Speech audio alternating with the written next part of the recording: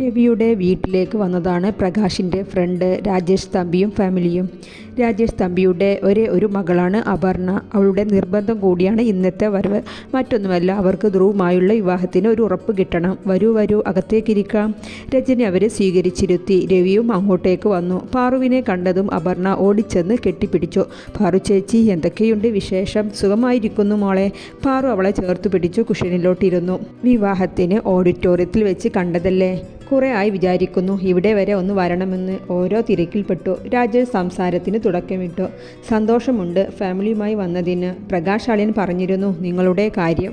രവി പറഞ്ഞു. അന്ന് ഞങ്ങളുടെ ഒരു താല്പര്യം കൂടി പറഞ്ഞിരുന്നല്ലോ. അത് ഒന്നുകൂടെ ഉറപ്പിക്കാനായിരുന്നു ഇന്നത്തെ വരവിൻ്റെ പ്രധാന ഉദ്ദേശം. അപ്പുവിന് ഒരേ നിർബന്ധം, ധ്രുവുമായുള്ള ബന്ധത്തിന് ഉറപ്പ് കിട്ടണമെന്ന്. ഇവർ ഫോണിൽ സംസാരിക്കാറൊക്കെയുണ്ട്. ഈ ഇടയായി അവനെ വിളിച്ചിട്ട് കിട്ടുന്നുമില്ല. എൻ്റെ മോൾക്കാണെങ്കിൽ അവനെ തന്നെ വിവാഹം കഴിക്കണമെന്ന് ഒറ്റ നിർബന്ധം. രാജേഷിൻ്റെ ഭാര്യ ഗീതു അപ്പുവിനെ നോക്കി പറഞ്ഞു. അവൾ അല്പം ചമ്മലോടെ മുഖം താഴ്ത്തി. അത് രാജേഷ് പ്രകാശാളിൻ പറഞ്ഞ കാര്യം ആയതുകൊണ്ട് തന്നെ ഞങ്ങൾക്ക് വേറെ ഒന്നും ചിന്തിക്കേണ്ട ആവശ്യമില്ല. രവി പറഞ്ഞു. ധ്രുവ് ഫൈനൽ എക്സാമിൻ്റെ തിരക്കിലാണ്, അതാകും ഫോൺ എടുക്കാത്തത്. രജനിയും പറഞ്ഞു. അപർണയുടെയുമായുള്ള വിവാഹകാര്യം ഞങ്ങൾ അവനോട് സൂചിപ്പിച്ചിരുന്നു. അവൻക്ക് എതിർ അഭിപ്രായമൊന്നുമില്ല. എൻഗേജ്മെൻ്റ് കാര്യമൊക്കെ അവൻ പറയാമെന്നാണ് പറഞ്ഞത്. ഓക്കെ രവി, ഏതായാലും അധികം വൈകാതെ ഇവരുടെ എൻഗേജ്മെൻറ്റ് നടത്താം. വിവാഹം കുട്ടികളുടെ പഠിത്തം കഴിഞ്ഞു. എന്താ മോളെ, അങ്ങനെയല്ലേ? രാജേഷ് അപർണയോടായി ചോദിച്ചു. അവൾ ഒന്ന് പുഞ്ചിരിച്ചു. ഇന്ന് ഇവിടെ നിൽക്കാം ഗീത. ഞങ്ങളുടെ ഭാവി മരുമകളെ ഞങ്ങൾക്കും ഒന്ന് പരിചയപ്പെടാലോ. രജനി ഗീതയുടെ കൈ പിടിച്ചു പറഞ്ഞു. അന്ന് അവരെല്ലാം രവിയുടെ വീട്ടിൽ നിന്നു. പിറ്റേന്ന് ബ്രേക്ക്ഫാസ്റ്റും കഴിച്ചാണ് അവർ പോയത്. എങ്ങനെയുണ്ട് രജനി, നിന്റെ ഭാവി ചെറിയ മരുമകൾ? രവിയാണ് ചോദിക്കുന്നത്. അവൾ പാർവിനെ ഒന്ന് നോക്കി. അത് രവിയേട്ടാ, കുഴപ്പമൊന്നുമില്ല. അല്പം മോഡേൺ ആണ്. നിന്റെ മകൻ്റെ ഇപ്പോഴത്തെ കോലം എന്താണ്? രവി ചിരിച്ചുകൊണ്ട് ചോദിച്ചു. അതും ശരിയാണ്. അവനും ചിലപ്പോൾ മോഡേൺ കുട്ടികളോടാകും താല്പര്യം. അങ്ങനെ അവർ ഓരോന്നും സംസാരിച്ചു കൊണ്ടിരുന്നു. ഗൗതമിൻ്റെ ഓഫീസിൽ ഒരു പുതിയ PA അപ്പോയിൻമെൻറ്റ് ചെയ്തിട്ടുണ്ട്. Annie John. ഇൻ്റർവ്യൂയിലൂടെ എടുത്തതാണ്.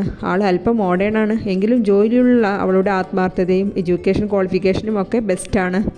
കാർത്തു മോളെ. രാധിക അവളെ വിളിച്ചുകൊണ്ട് സിറ്റ് ഔട്ടിലേക്ക് വന്നു. കുഞ്ഞ് കാർത്തു വഴിയിലൂടെ ടോയ്സ് വിൽക്കുന്ന ആളോട് സംസാരിച്ച് നിൽക്കുകയാണ്. മോളെ ഇവിടെ വാ.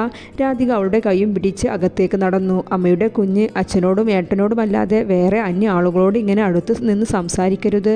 രാധിക അവളെ തലോടിക്കൊണ്ട് പറഞ്ഞു. അന്യ ആണുങ്ങളോട് സംസാരിക്കുമ്പോൾ എപ്പോഴും ശ്രദ്ധിക്കണം. അമ്മയുടെ കുഞ്ഞിന് പറയുന്നത് മനസ്സിലാവുന്നുണ്ടോ? 7 വയസ്സുകാരി കാർത്തു നന്നായി ഒന്ന് തലയിളക്കി കാണിച്ചു. അനാവശ്യമായി ആരും ശരീരത്തിൽ തൊട്ടാൽ സമ്മതിക്കരുത്. എപ്പോഴും ഒരു അകലം സൂക്ഷിക്കണം. രാധിക അവളുടെ കവിളിൽ തലോടിക്കൊണ്ട് പറഞ്ഞു.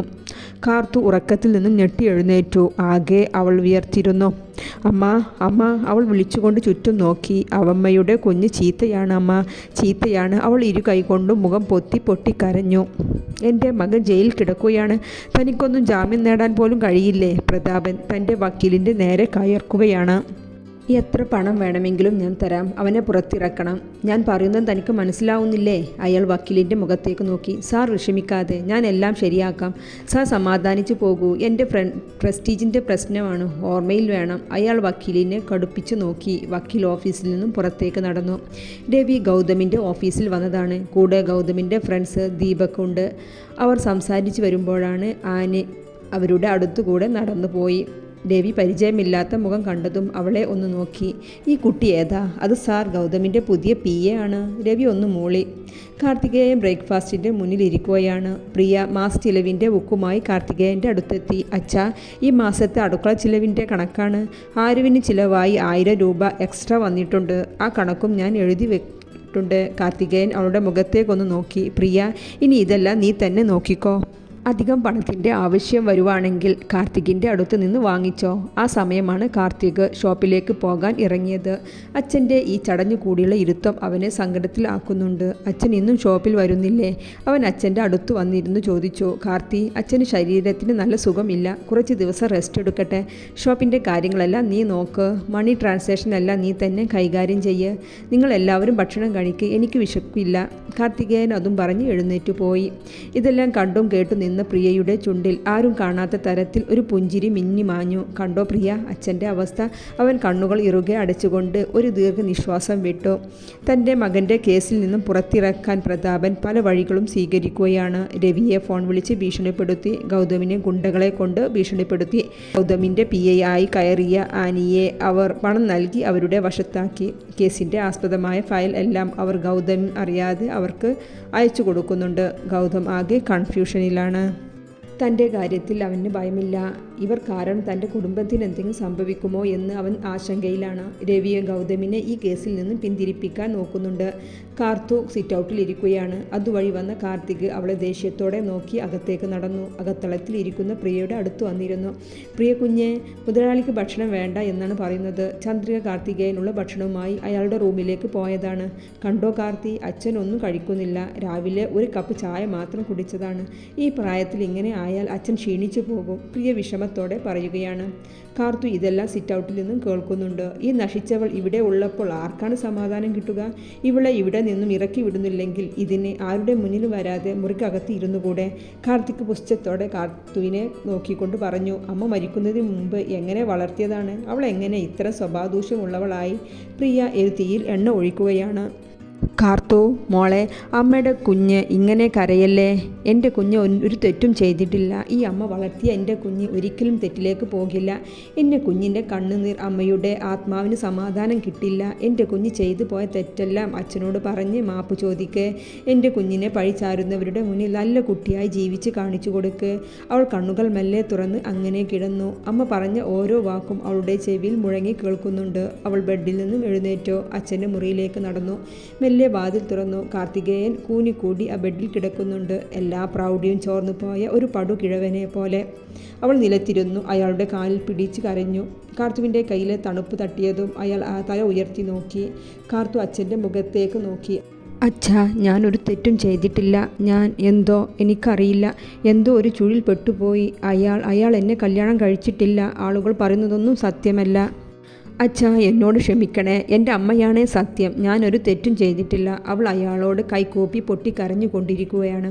കാർത്തികേയൻ എഴുന്നേറ്റിരുന്നു. അവളുടെ കൈകളെ കൂട്ടിപ്പിടിച്ചു ചുണ്ടോട് അടുപ്പിച്ചു. അച്ഛൻ്റെ മോള് ഒരു തെറ്റും ചെയ്തിട്ടില്ല. തെറ്റ് ചെയ്തത് മുഴുവനും അച്ഛനാണ്.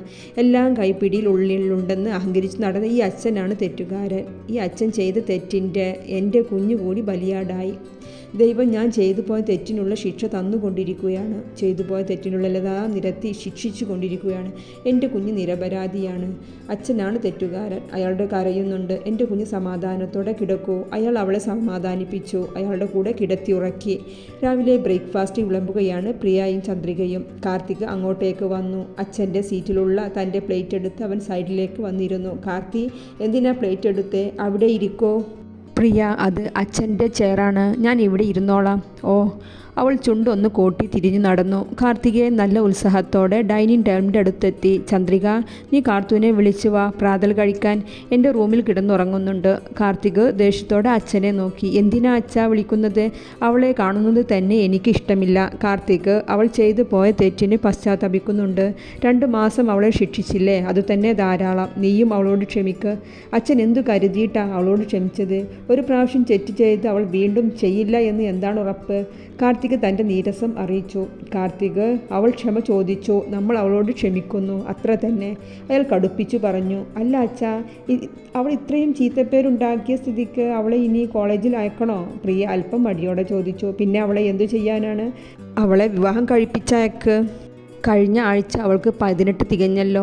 ഓ, നിന്നോട് ഞാൻ അഭിപ്രായം ചോദിച്ചില്ല. കാർത്തികേയൻ ഗൗരവത്തിൽ പ്രിയയോടായി പറഞ്ഞു. ഇപ്പോൾ അവളുടെ അച്ഛൻ ജീവിച്ചിരിപ്പുണ്ട്. എൻ്റെ മോൾക്ക് എന്താ നല്ലത് അത് ഞാൻ ചെയ്യും.